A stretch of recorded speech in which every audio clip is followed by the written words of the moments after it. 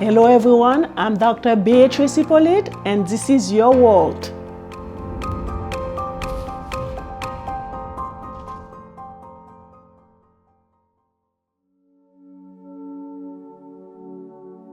Now, if children grow up and they're 15, 16, sometimes they even go up to 23, 24, 25, even up to 30. The thing about it is they have chores to do.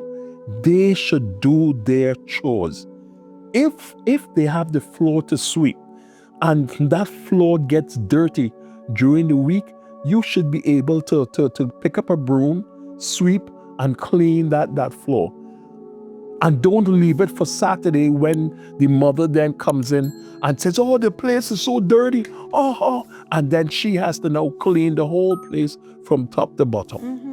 That should not be. When I was a young man, and so even as a young man, as I grew, on Saturdays, I would clean the whole place from the attic straight down to the basement. Huh? Because it was a chore I was giving to you by your parents. Right, and the thing about it is something that I then had to do, something that I wanted to do. I had pride. I wanted to make sure that the house was clean, that my parents don't have to do a lot of stuff. But the thing about it is, a lot of parents who speak to me are telling me the children don't even want to lift a pin from off the floor. Because they set up the grounds for that. Yes, and they don't even want to come in the garden to help. They don't want their fingers or their nails to get dirt, in their nails or their fingers.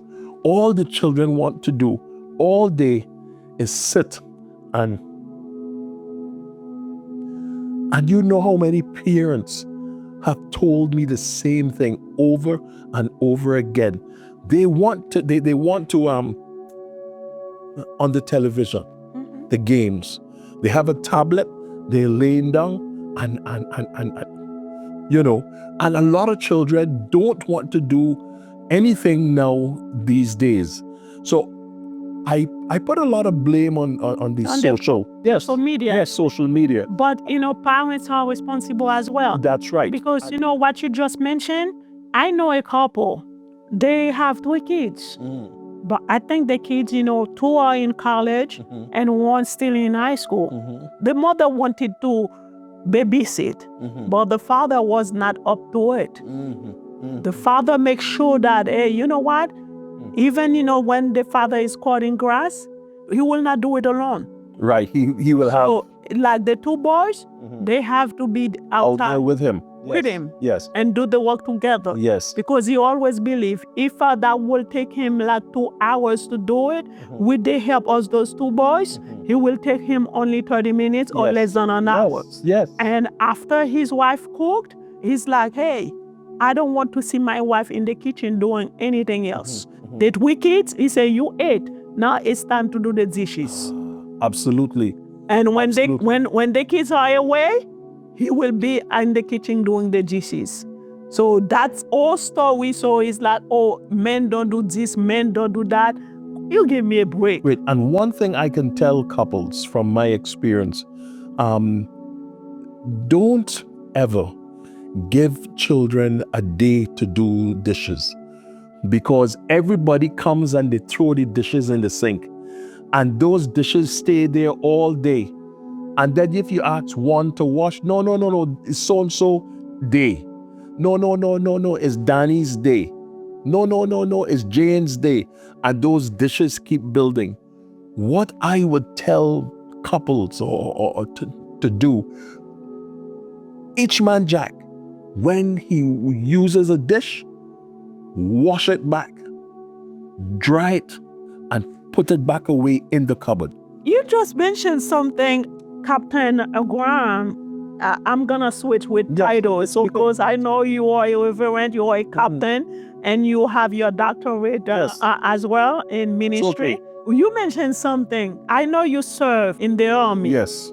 And what you just mentioned, don't you believe that your military training kind of shape you to be that person as well? Also, but I mean, what a very important thing is, and let me say this, is my brought up C was very, very good.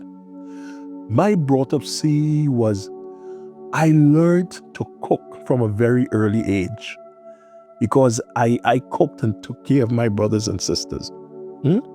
Now, I learned to sweep the house. I learned to wash clothes, wash dishes. And how we used to wash clothes before, it was on the chicken board. You know, there was a galvanized type thing with the wood, and I had to help my mother scrub and wash the clothes. You know, now they have washing machines. Washing machine. Right? I used to hang all the clothes out on the line. Right? The whites, I used to get a little bowl, and I would take there's something called blue soap or sunlight soap, and I would do that and put it in a little bowl with some water and then let that sit in the sun for a day. By the time you finish, your clothes are white, the ring around the collar, everything is gone. So I learned to do a lot of that stuff from small. So it's very important that the brought up see that you give when to you children. got married, your wife did not have to struggle with you doing house chores. My wife couldn't even cook. I used to cook properly. I used to do everything. You know, so when I got married, now I brought up my children into doing everything that they need to do. Now, when I went into the army, all that stuff you said, that helped shaped me, you know, into being a motivated person, a motivated young man. To later on becoming a great husband. Yes. And a father. And a father. So now the thing about it is when and young couples or couples today, always remember it's you can have inspections with your children. I used to have them stand by their bed. Their beds had to be made. And I used to pull their drawers, make sure their clothes were folded and everything, you know. So I did all that. So I gave my children correct brought up C also, right?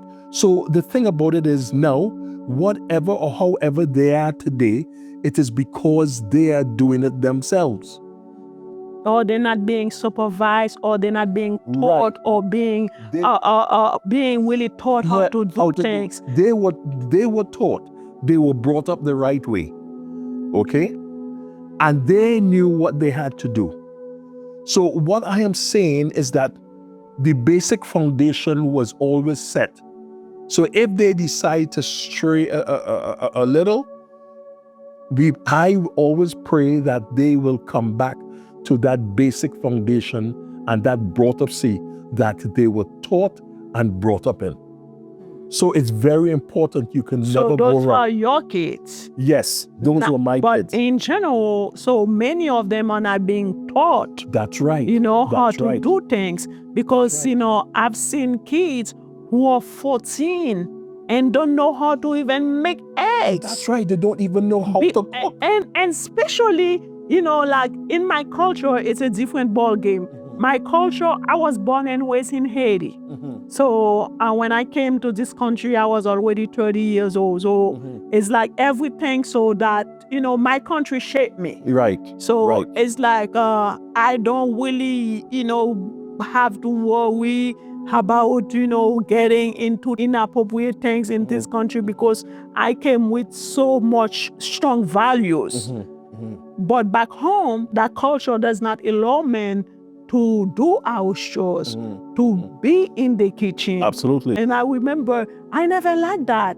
I remember even as a young girl, I remember one time my father sent me to fix my brother's bed. And I'm like, no, I'm not doing it. He slept in his bed, he has to fix it. I fix mine. If the boy was found in the kitchen, they were like, you know, what are you doing here? You're a boy. Yeah. And you have a lot of boys like that who became men eventually, got married, leave the country. So even in the US, you know, a country where many of them live, they don't feel comfortable doing house House chores chores, because absolutely. it was not taught Right. at home. Uh, So if you were to ask some of them, I know couple who moved to this country eventually got divorced because the husband felt that it was disrespectful for his wife to ask him, to wash dishes after he ate. Yeah. So because it's something he could never understood. But I remember, I got involved in a situation, or I was asked to be involved, and I had to kind of really sit the man down and explain to him. So I understand. So when he said, "Oh, I am Haitian," and Haitian men tend to be very proud to be, Yes. and I'm not taking that away.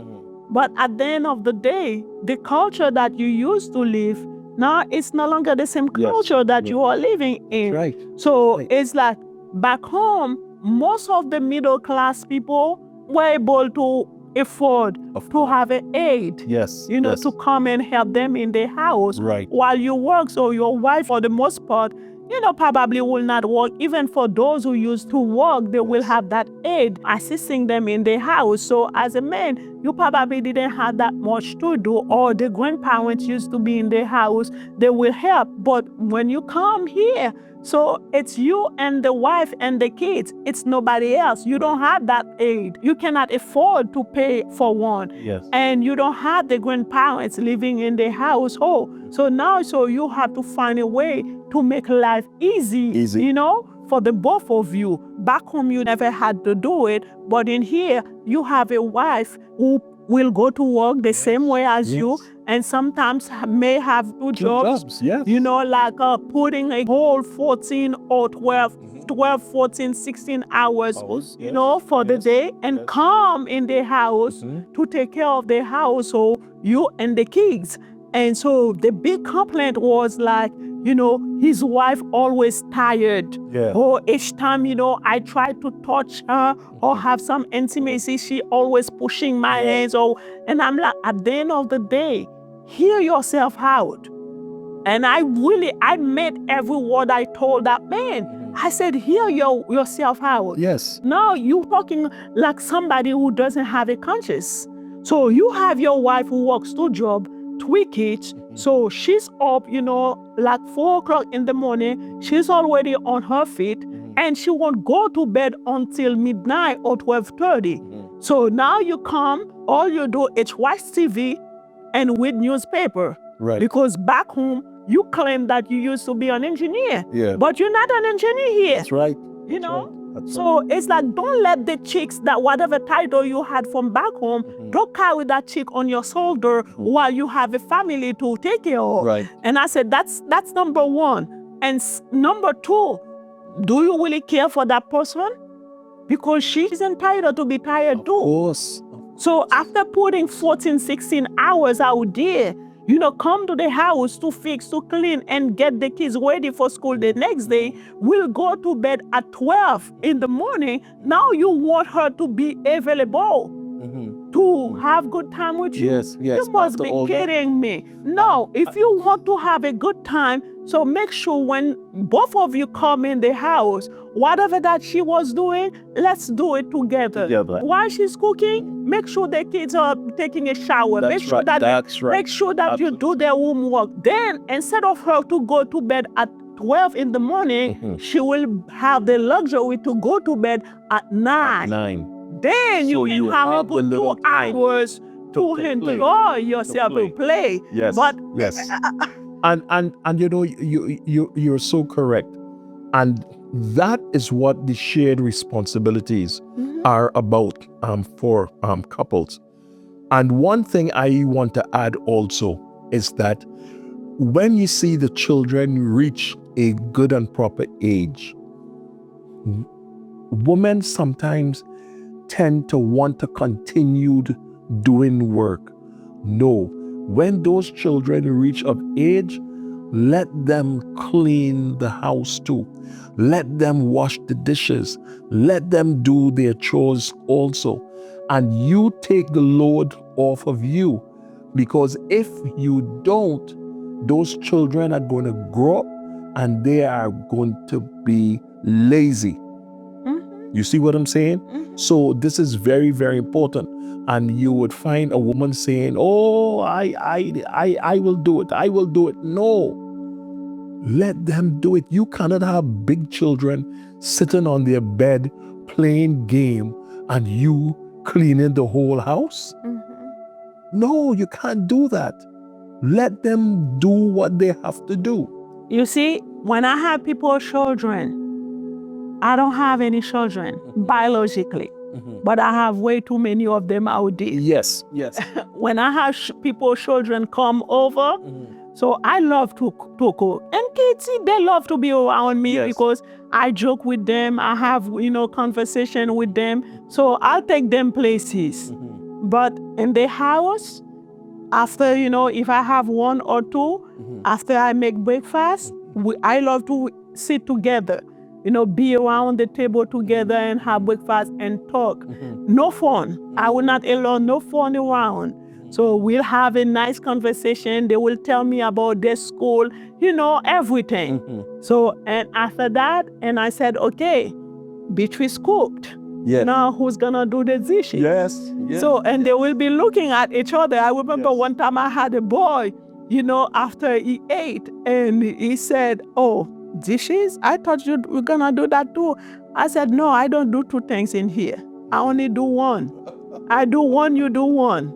So it's like, you really mean I have to do? And I said, that's what's gonna happen. So he was so happy to do it. So it's like, I'm gonna set up everything for you. Yes. And it's like, and he was like just laughing. I cannot believe that, Beatrice made me wash dishes. And I'm like, I cannot believe that you're having so much fun doing it. So, and next time, so, he was over. So it was like, oh. He knew what he had to do. He knew what he had to do. And sometimes we make deal. So if it is two of them, one will do the dishes in the morning, one will do it in the afternoon. Of course. Like, oh, I have to do that every day, Beatrice. I said, unless if you don't want to eat every day. Yeah. But if you eat every day, so dishes have, really have to be made every day. This should be done by a lot of parents, and they shouldn't have to be doing all the work in the house, and you have big children around. So that's the synapse of it, and that is what brings good marriages.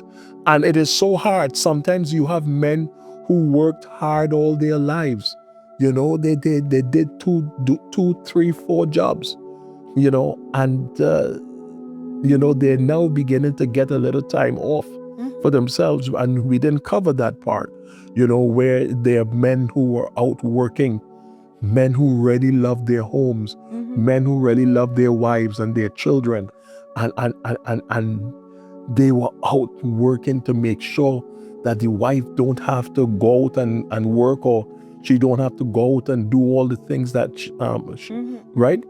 And a lot of the other women are jealous in her because their husband would not do that for them, and so forth. But the thing about it is, men sometimes do over and beyond. So I am going to give a little kudos to some of the men that are out there that really do more than they should be doing. You see, so all round you take it, if everybody was to put together in a family, children doing their chores and giving daddy and mommy a break, who brought them up, who worked hard, and who saw about them and for them, then that will give mommy and daddy some time. And then mommy wouldn't have to be coming down on daddy, or daddy wouldn't have to be going down on the mother. But it's not a responsibility that children will take upon them just because you have to make sure that it is done. So those are some of the important things of families, of marriages, and all of this constitute to good marriages. But as we looked at divorces, and this thing about 90% of college, women, and that is women who are educated, things of that nature, it's because they know better. They know better. And they're working too. So it's hard on them. And some of the things that a lot of these women go through is unequal household and child care responsibilities. That we just spoke about. They have lack of personal growth, financial issues, most of them. Infidelity or broken trust. Or broken trust. And the thing about it is, I would say, men, keep what you have in your pants. Men, there is nothing different out there. God has blessed you with a wife, right? She has the same as anybody else. Thank God for your wife. Stick with your wife, right? Wives, stick with your husbands. No other men out there have anything different. Stick with each other and try to make it as best as possible. If you're a little upset, if the man calls you, just don't answer and all that stuff.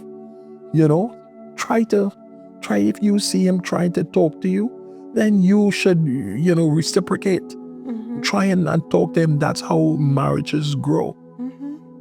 But it's something that I hope a lot of people who are out there on TV land, what they heard here today is something they can put into motion. And for many people, Dr. Graham entered into that life, which is marriage life. They oftentimes tend to take it very lightly. It's a major responsibility. It is.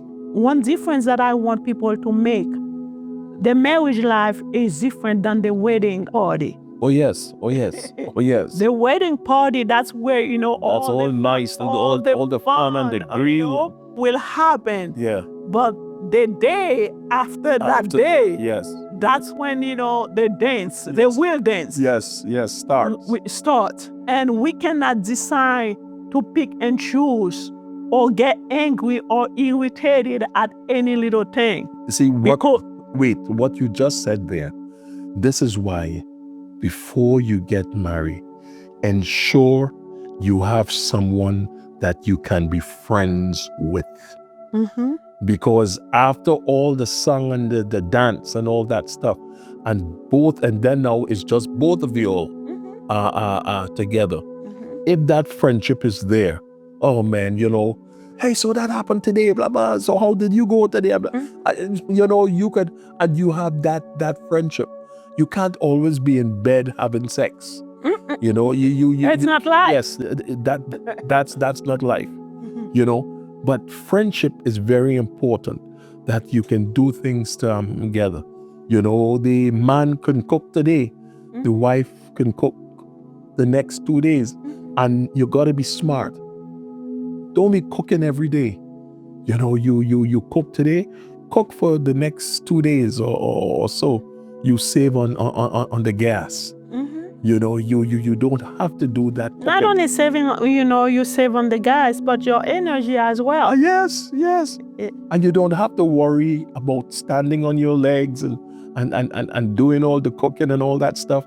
You just give yourself a bit more time to be with each other, to relax, be with the kids. One thing that most likely young women complain about is like, oh, it's not the same man that I used to date. It's not the same man who used to be my boyfriend.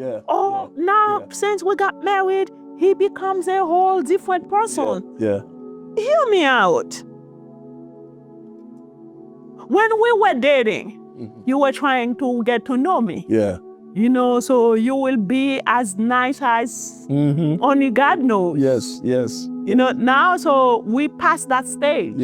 We're no longer dating. Now we are boyfriend and girlfriend.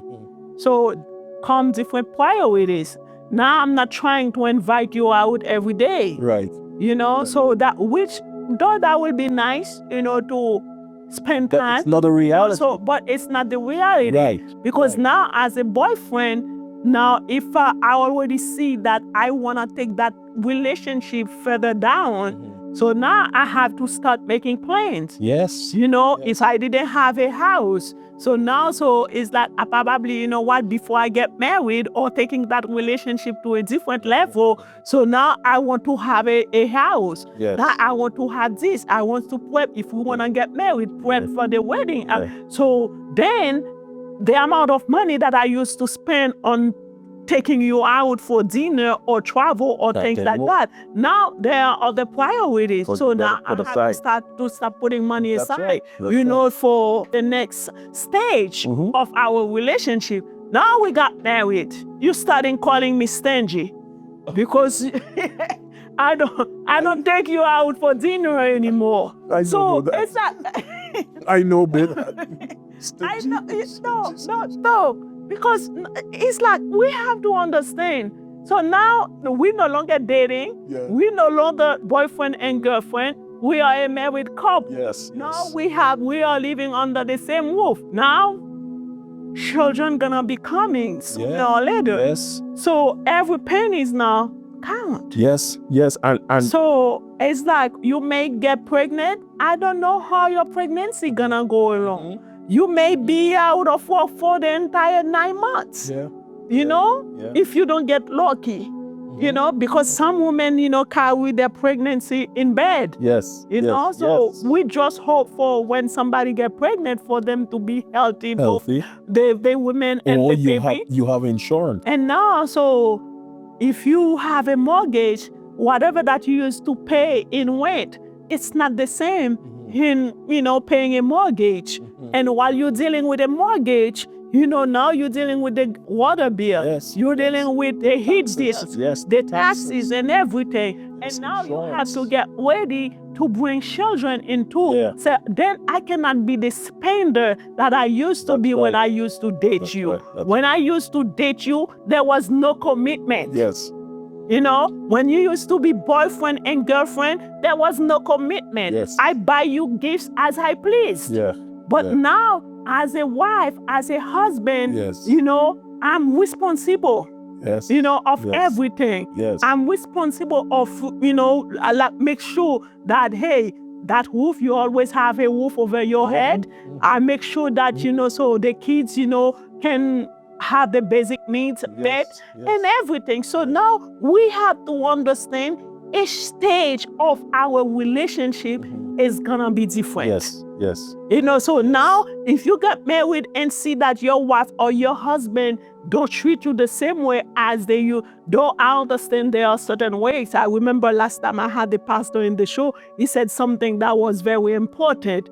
Sometimes even if we see things that used to be done when we used to be dating or being in a relationship as boyfriend and girlfriend, so you can just remind the other person. So you used to be this. You used to pull the chair when we go to the restaurant. You used to open the door. You can constantly remind the person, to do nice things. But in terms of spending, no, that no, you can't. It can't. No, it's not gonna be the same. And especially I've seen women, oftentimes tend to get angry about it and claim that, so some women nowadays, they don't even want to work. Right. They want their men to provide with everything. Let me tell you something. I'm not going to lie to anybody. If I were a man, for a woman to think that I'm going to take care of you, marry you and take care of you, you stay in the house and have a zillion time in the world, that would not happen with me if I were to be a man.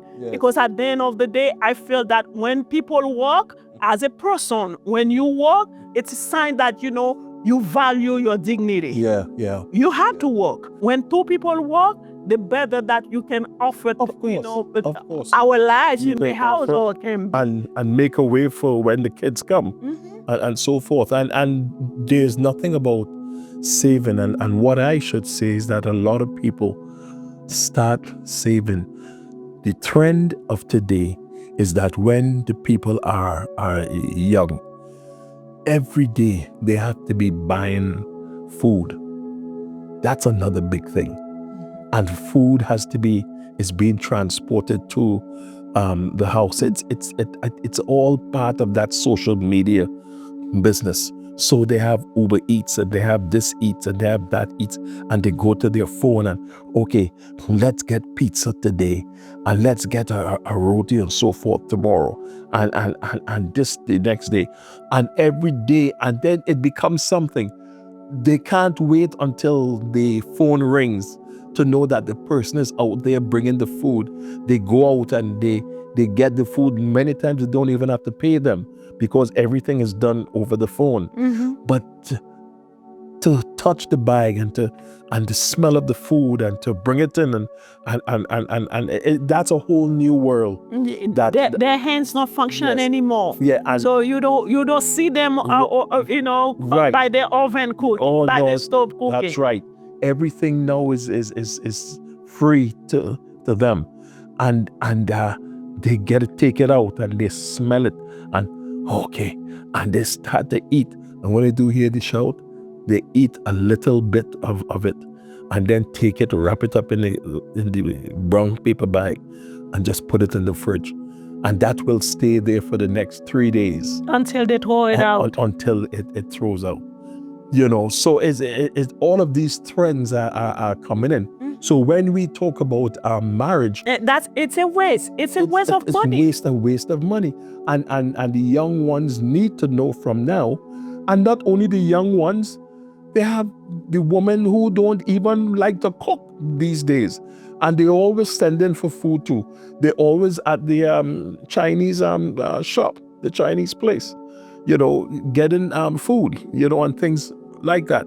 And all of these add a stain, and hear my word, add a stain to the marriage. Yeah, don't get me wrong. I don't think that Captain Graham wants people not to enjoy some good time out. Of course. We all know that.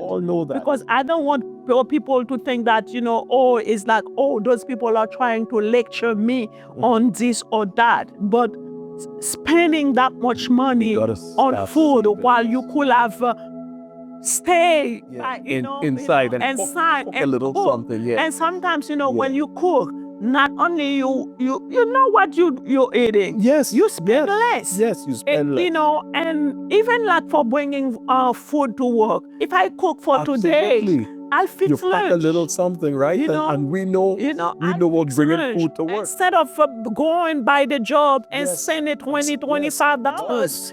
So it's like that will be a money saved for rainy days. Yes, because rainy days always gonna come, and we don't know when it's gonna come. And it's so true. And I'm sure a lot of married couples today who will be seeing this will agree, that, and especially in today's world, new tariffs are going out again.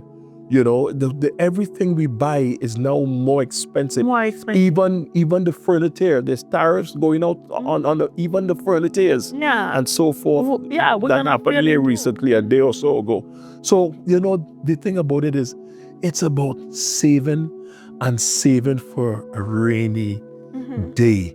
That is so important. Yeah. And within marriage, there are so many things that we can touch on that helps build a marriage, that helps build a family.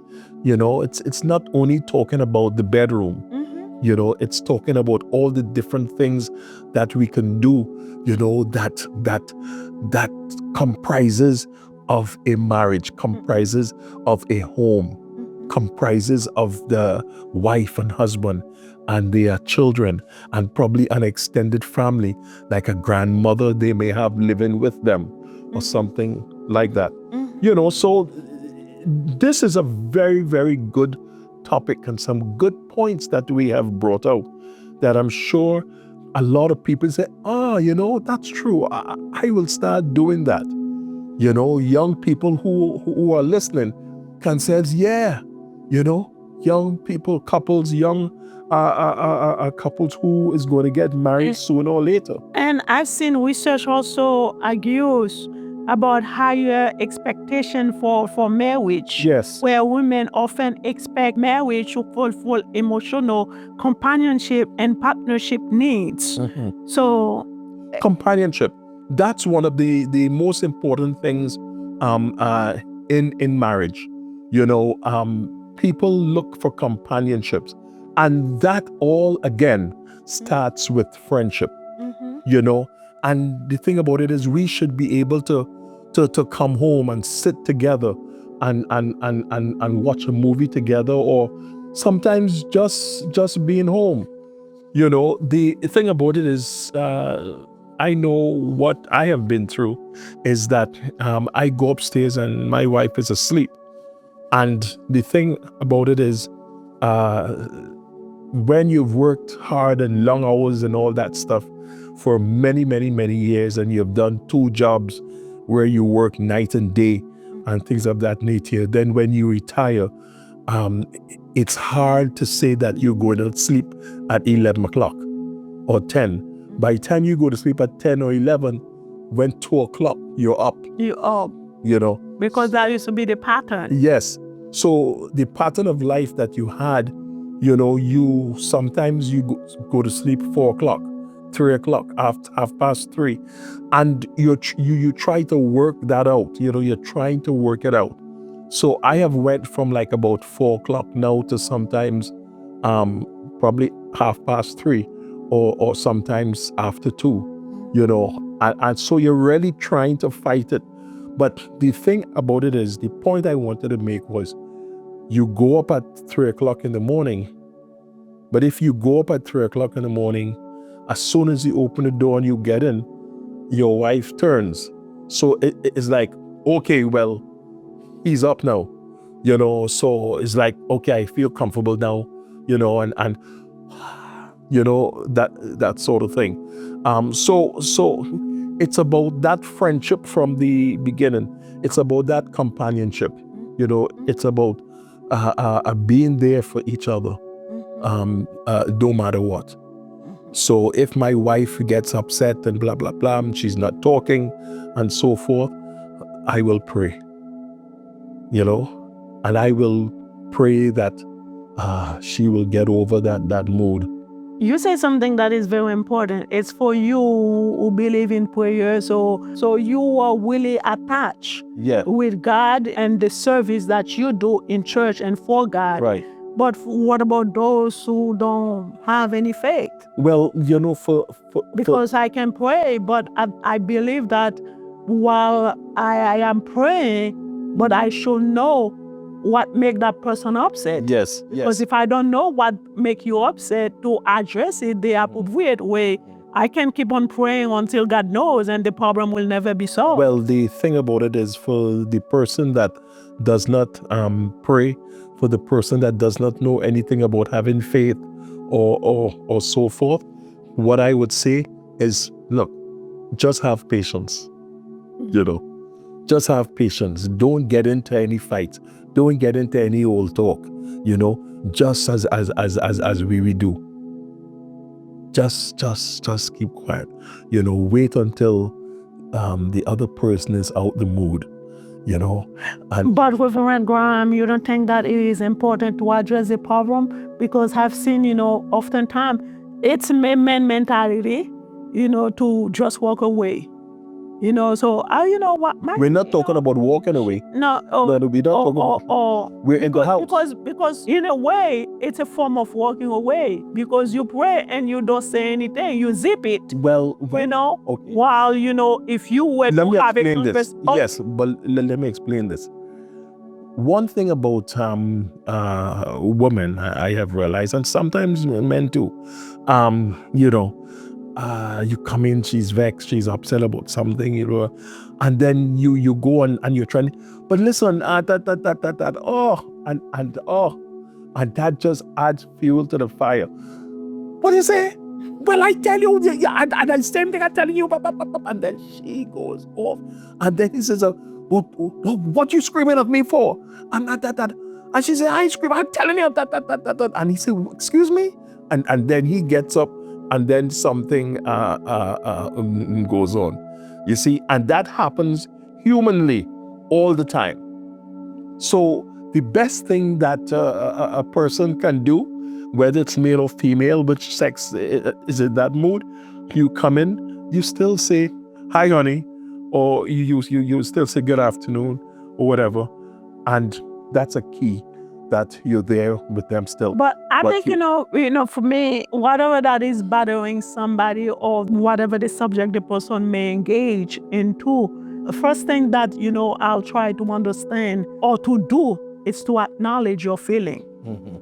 You upset? Well, you already know that. So it's like... You can't talk to them. No, I acknowledge your feeling. So it's like, if you get upset about that lie that was being on all day, okay, I understand, and but if you want to talk about it, we're going to have a calm conversation. Because while you up there, I cannot go and reach you up there in noise, because all you are making, it's noise. So if I try to engage you through that noise, your voice will not be heard and mine will not be heard. Then both of us have to be calm and have a conversation about it. Absolutely. So it's like, if I was wrong or I made a mistake, acknowledge my mistake and apologize for it, and make sure going forward so that will not happen anymore. But and for you to do the same thing. Okay, but before you even reach to that point, remember, you came in, person is upset. You can't even talk to the person.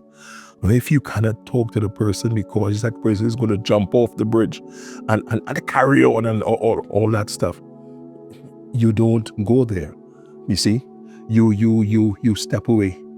And the thing about it is, even if you come in the room or you come in and you still say hi, and if that person didn't answer, that person still heard you say hi. So there's still a connection there. That person knows that you're there, you still spoke, you're still nice and all that stuff, but the person is upset, right? So as long as you connected and you just step back, and you just let that person go through. And then some people says, honey, do you want a cup of tea? Or something like that, and the person... Try to ease it in. Yeah, you try to ease it in, but the person still talking. Okay, so you just keep quiet, but you are still showing that you're still lovable, you're still attached, and things of that nature. And that person, when that person comes down eventually, then you can move in with something else, Okay. So I have something I want to read. It's some benefits and negative impacts of divorce. According to research, there are some significant benefits and there are some significant negative impacts on divorce. And I'm going to start with the benefits.